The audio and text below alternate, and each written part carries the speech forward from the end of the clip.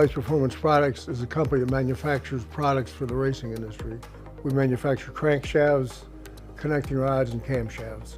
We have 100,000 square feet in this building, and we have a 20,000 square feet heat treat building and a 20,000 square feet storage building adjacent to this operation. We've got 150 employees here. We manufacture around 5,000 to 5,500 crankshafts, probably 3,500 sets of rods, and I would say 6,000 or 7,000 camshafts a year. My name is Rick Norton. I'm president of Callies. I've been in the metalworking business all my life, and that's how I ended up with Callies. Callies didn't start this way. This has been a family-owned business since 1950. My grandfather, who had retired after the World War II and didn't like retirement, took his retirement money and bought a three-man tool and die shop in Fostoria, Ohio, against my grandmother's wishes because she wanted to travel. And that's how the original company, Norton Manufacturing, got started. My dad came to work for my grandfather in 1955. I came to work for my grandfather and father when I was 16. I was hired as a janitor. I came in after school and swept the floor and cleaned the bathrooms and stuff like that. Then through high school, I worked in the summers. And after school, in my senior year, I took half a day off and worked and just went to school half a day. And then I worked for them through college, got out of college, and came back to work for my dad in 1969. At that point, we were still in the tool and die business, which this is a hard business. You either make more money than you probably deserve or you just lose your butt. Fostoria had a company called Atlas Crankshaft, which was owned by Cummins Engine. And we knew a lot about making tooling for crankshafts because we did a lot of work for them. And I was able to hire a guy that had left there, and that's how we got in the crankshaft business. Would have been the late 70s. And we started by making air compressor cranks, and then some pump cranks, then some oil field cranks, and then we got into the automotive business doing prototypes. First customer was Ford, then Chrysler, then GM. And then probably early 80s, 82, 83, we got our first production order from Chrysler, which was for a 2.2 liter turbo crank. And that was the beginning of getting into the higher production with crankshafts. And Chrysler became our biggest customer for probably almost 10 years. And then we branched out and we started doing diesel cranks. We started doing V8 cranks, 4 cylinders, inline sixes for all the Navistar, GM, Chrysler, Ford, Volvo, Mack truck, Caterpillar. And that company got huge. It was up to 450 people, and we were shipping 1,700 crankshafts a day. And the bets kept getting bigger and bigger. But I go a little bit too far, too fast. If you scale back to the middle 80s, a guy by the name of Joe Lunati, who's a famous racer in our industry, called me and asked if I would rough out some little blocks for him. That's what he called them, little blocks. And I said, well, I'm sure I can, send me some drawings. So he sent me some drawings and I gave him a price. That's how I became aware of the racing industry, was roughing out small blocks and big blocks and some Fords for Joe Lunati. He's been an old friend of mine for decades, but then I noticed how big the business was. And we were doing race cranks for a guy by the name of John Callies at Pontiac Motorsports, the Iron Duke, and a couple other things, and some V8s for their sports program. And the company, Callies, it really wasn't Callies, it was just, I was selling under the Norton Manufacturing name, and it was in a corner of one of our factories, because at the time we had 3 factories. And it got to be a real pain for everybody at Norton Manufacturing because we shared people, and we shared skids and machines, and there was always confusion and who got in first and who got in second. So I decided, you know, I either have to get into this or I have to get out of it because this is going to drive everybody crazy.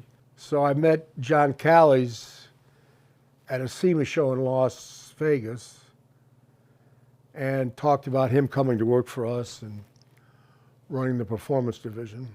He came to work for us, and we took the smallest of the 3 plants and pretty much gave that to Callies, and I moved equipment around, gave them all their own equipment, so we didn't have to share equipment with Norton, and then it started to percolate a lot better, you know, because it was somebody working at it full time. In 1989, Callies was formed with John and I being partners, and that really started the progression for Callies because, like I said, I'm sort of a race fan, but I'm not a big race fan. I'm a machinist. I love making stuff. I could be making anything. It could be crankshafts or it could be whatever. I just like to make stuff. I like to buy machinery. I like to solve manufacturing problems.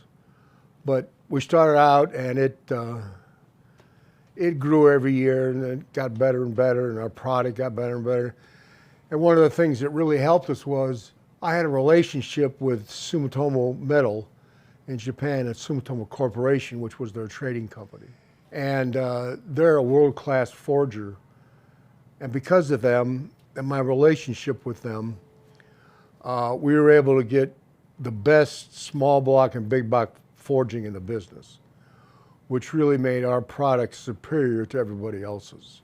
From 1986 on, like I said, Callies was independent and had its own payroll, its own employees, its own factory, its own machinery. And Norton Manufacturing kept growing and growing and growing. And then in 2008, I sold Norton Manufacturing to, in fact, the 2 Sumitomos, Corp and Metal. And they bought out my Norton Manufacturing company, which didn't give me nothing to do, but they didn't buy all of my companies. I had 3 or 4 other companies they didn't buy. I still had Callies and was able then to focus my total attention on Callies. And that was sort of opportune because I sold the company in '08, and I think it was 9 or 10 when Crane Cams went out of business. And Crane Cams have been making the camshafts for Lycoming Engine in Williamsport, Pennsylvania, and Lycoming was a crankshaft customer of mine. And I was driving to the airport with my son to go to Vegas to look at getting in the medical supply business. And I called the buyer, and I said, did you know that Crane closed their doors this morning? He says, you're kidding. I said, no, they shut down this morning. He said, well, you got to meet me down there. I said, I'm going to Vegas. He said, well, when you get there, spend the night, turn around and come down to Florida. So I went to Vegas, spent the night, turned around and flew back to Florida and met him at Crane. And the power company had shut the power off because they were like 6 months behind on their power bill. And if you wanted to look at the equipment, you had to take a flashlight in and get by an armed guard. But that's what essentially got us into the camshaft business, was started making camshafts for Lycoming. And then, you know, once I'm doing camshafts for Lycoming, why not do camshafts for racing cars? So that was a natural step for us to get into the camshaft business. And then the other natural step was when you're selling somebody a crankshaft, they got to put connecting rods on it. So when you got the guy on the phone and he's buying a crank, why not sell him a set of connecting rods? So we got into the connecting rod business because I can't help myself. Natural progression of crankshafts is one that, in my opinion, it's difficult to stay small because you need some width and breadth to be able to have the equipment and have the necessary people to engineer it and manufacture it. So even back in the early 80s, I roughed out some cams for Comp Cams and thought it might be neat to get in the camshaft business, but my crankshaft business was growing so quickly that I just finally said, no, I can't do that. I don't have time right now. So I stepped away from that. But, you know, I think it's all part of being in the what you might want to call the engine building business, or the business where you're making parts for engines. There's always opportunities. Everybody has a need, everybody has a problem. One of our biggest problems at Callies is saying no. We tend to want to help everybody, and sometimes we sort of trip over ourselves because we have too many special projects. But you know, there's a lot of business out there and there's a lot of opportunities. The secret is picking the right ones that are going to blossom and bear a lot of fruit versus the ones that it's some engine builder's wild idea and all of a sudden you make 3 of them and nobody wants any more. Rick, do you want to talk about each of those leaps from crankshafts to cams to connecting rods? Like, what did each of those new products require? My CFO has always preached that we're in what they call the round and ground business. It's got to be round, it's got to be ground. That obviously was crankshafts and also camshafts. Camshafts are a whole lot easier than crankshafts. Everything's easier than crankshafts. I mean, if you can make a crankshaft, you can make almost anything. I don't want to brag about it, but it's a very difficult product to make.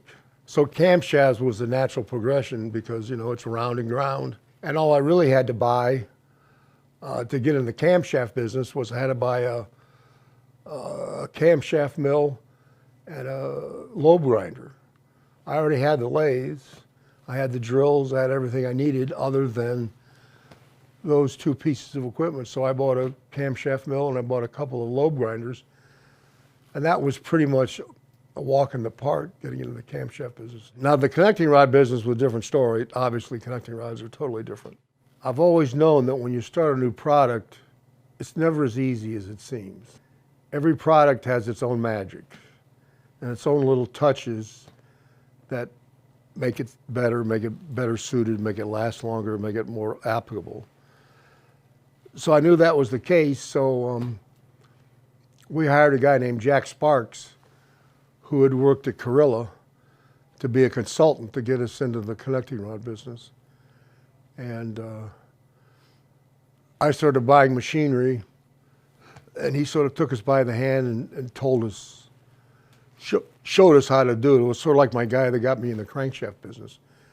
Jack's a wonderful guy, and I can't say enough good about Jack, but he was very instrumental in us becoming successful in the connecting rod business. And it was a matter of just knowing the disciplines. You know, there's steps that you have to take to make it right, and you can't cut corners. If you cut corners, you come up with an inferior product, and then you have problems. The first couple sets we sent out, just sent the engine builders to try these things, see what you think. And we had a few problems that we immediately corrected, and that was pretty much it as far as anything that was a major flaw in our manufacturing process. And that's pretty much thanks to Jack Sparks, who's a hell of a nice guy. Can you talk a little bit about what the industry was like back then versus what it's like today? Back then, everybody in the racing business supplying products were basically guys that were racers that started making product because they couldn't find what they wanted and they had better ideas, all right? Like Joe Lunati, you know. Joe Lunati was a drag racer and he wanted a better cam and he came up with a way to build a better cam. You know, the Crower boys, you know, they were drag racers too, and that's how they got into the business. And I made it a point to know all these people. I knew all the people at Lunati, knew all the people at Comp Cams, all the people at Crower, and the other people, because it was a pretty close-knit organization, and everybody sort of knew everybody, and we're all in the same industry, and it's nice to know who your competitors are. One of my secrets was finding crankshaft machinery that was well priced, that didn't put you out of business. The rule of thumb in the crankshaft business is any new machine for any operations is $1 million. So if you can't afford $30 million, you're not getting into the crankshaft business with new equipment. I had a bunch of machinery dealers that I became friends with, and whenever anything popped up, I was the first one to hear about it and bought a lot of machinery. Starting about, probably 15 years ago, a lot of these smaller mom and pop operations that started in the 50s, 60s, and 70s kept growing and gotten bigger and bigger. And the owners got older and older and decided they wanted to cash out their chips. So the financial guys decided they should do some roll-ups and buy these companies. So a lot of investment bankers have bought up a lot of my competitors. You know, it's like everything in life. Some of it's good, some of it's bad. Some of it helped the people, some of it didn't help them. You know, it's all a matter of, you know, you can take a great company and screw it up pretty quick. And you can take a company that's floundering, and if you have the right people, you can make it right and start prospering. So it's, across the industry, it's changed. There's not a lot of independence anymore. We're probably the biggest independent left in this business, I would think.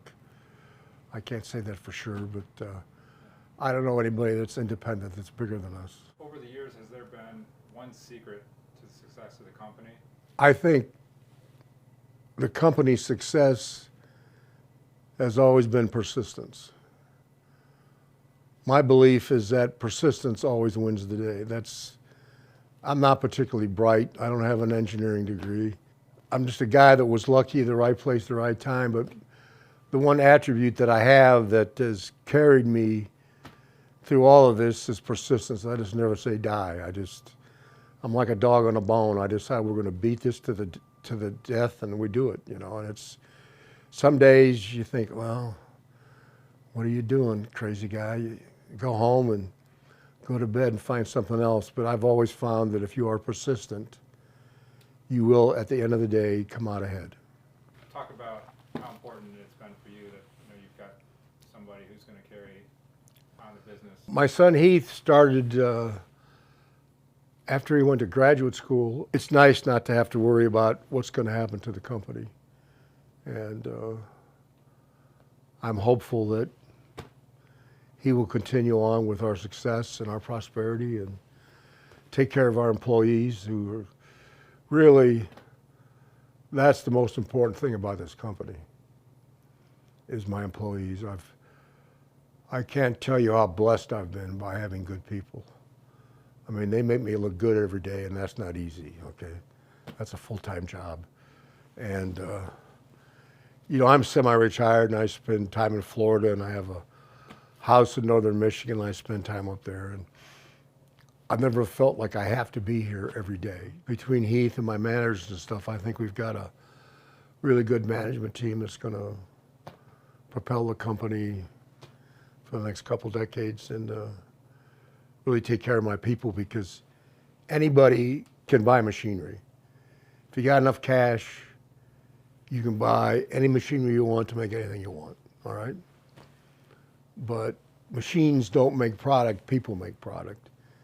And if you don't have first-class engineers and first-class machinists and maintenance people and engineers, no matter how good your machinery is, you're never going to get there. So God bless all my employees. Hello, my name is Heath Norton. I'm with Callies Performance Products. I'm the Vice President of Sales. I'm the 5th generation of Nortons who run a crankshaft company. I started pushing a broom, cleaning machines. It was a very worthwhile experience. We learned very quickly I'm not destined to run machines. That was good for everybody. I'm better on the sales side, product development, business development, and more the administrative side of our business. What do you see as the future of the company, you know, going forward? My hopes are that the racing business still prospers, obviously. If the racing business doesn't prosper, we got a big problem.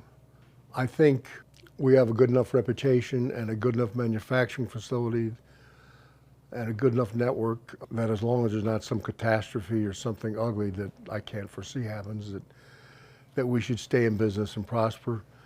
Another thing we're doing, we have a company called Energy Manufacturing, and they're in the engine block business, and that's very premature for us now. We got into this a couple of years ago. I have a factory in Fremont that I set up to do business for the oil field. It has big boring mills. And since the oil field business is really cyclical, I decided I needed to find something else to put in there to take up the slack. So we started making billet engine blocks, and now we're machining cast iron engine blocks. We're going to start machining cast aluminum engine blocks, and I think probably by the middle of next year we'll be making quite a few engine blocks, which will be not a new product line for us, but an expanded product line that will add to the company. And you know, the whole thing sort of tears on. You know, guy buys a block, he's got to have a crank, he's got to have a rods, he's got to have a cam. So part of our philosophy is make this as much of a one-stop shop as we can to make it easy for people to make one phone call and grab a bunch of stuff. So that's my hope for the future, is that that we can do that. It's been a fun life for me doing this. We've been really actively growing our business and seeking new markets in terms of different types of engines, not just our traditional V8s. A lot more 4-cylinder, 6-cylinder, 10-cylinder, and some 16-cylinder. Tractor pulling. We also do some military cranks. We do aviation cranks. We do lots of different cranks besides just race cranks.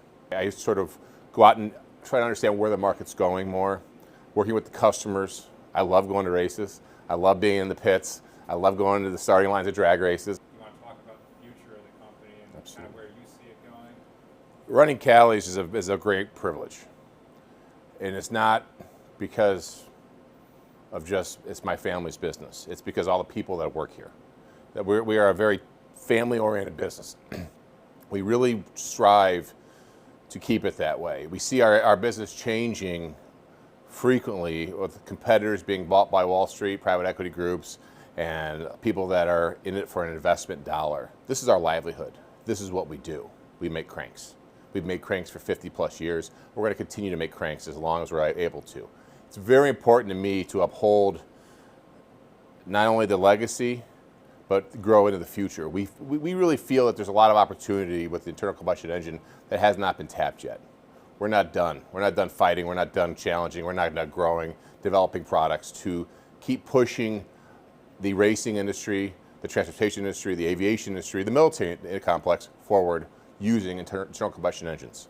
Not only cranks, but connecting rods and cams. We also make engine blocks in energy manufacturing. We do have a full line of billet blocks in big block Chevrolet, LS, and small block Ford. We are adding to that actively. We'll be introducing new products next year in the billet market. We have been making Gen 2 Hemi blocks with a licensing partnership with Mopar. And we're going to be launching a cast aluminum Gen 3 Hemi block first part of next year in conjunction with Mopar. That will be in the Hellfit crate engine, the drag pack engine, and we'll also be selling it through Callies under a licensing agreement. My name is Heath Norton. I'm Vice President of Sales at Callies Performance Products. I look forward to seeing each of you at the track.